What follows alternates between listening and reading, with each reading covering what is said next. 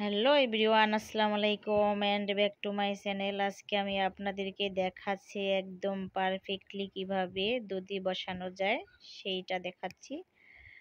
তো আজকে একদম সঠিক পরিমাপ সহকারে বলে দিব আমি যে কিভাবে করলে একদম পারফেক্ট হবে দুধিটা। দেখতে পাচ্ছেন একদমই শুকনা শুকনা এরকম হয়েছে, তো খুব সুন্দর হয়েছে, একদম সফট। তো প্রথমে আমি 2 লিটার দুধ নিয়েছি। তো এগুলোকে আমি মিডিয়াম তাপে জাল করে নিব, নিচের দিকটা যেন ধরে না যায় সেজন্য ভালোভাবে নেড়ে দিতে হবে। তো এখানে আমি 50 গ্রাম গুঁড়া দুধ নিয়েছি।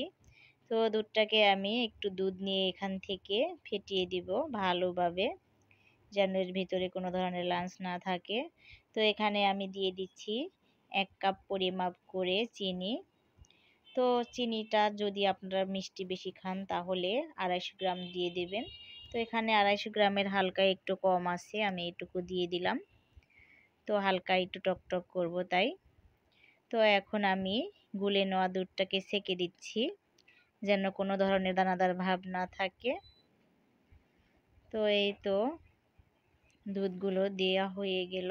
তো এখন আমি আরেকটু জাল করে নিব।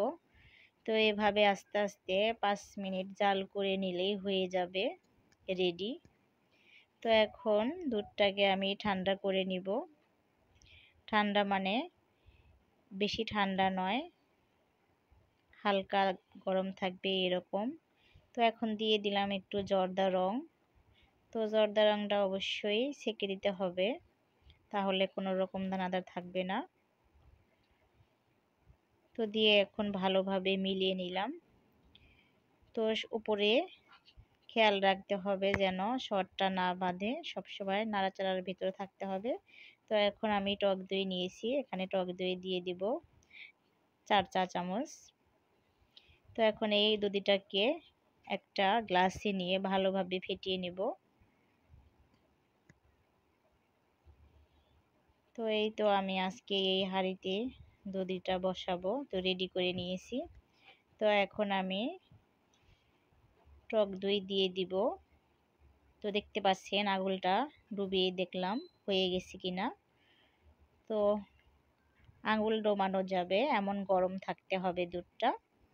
তো এই তো এখন টক দুধ দিয়ে দিচ্ছি, এটা দিয়ে একটু মেখে নিব 4-5টা।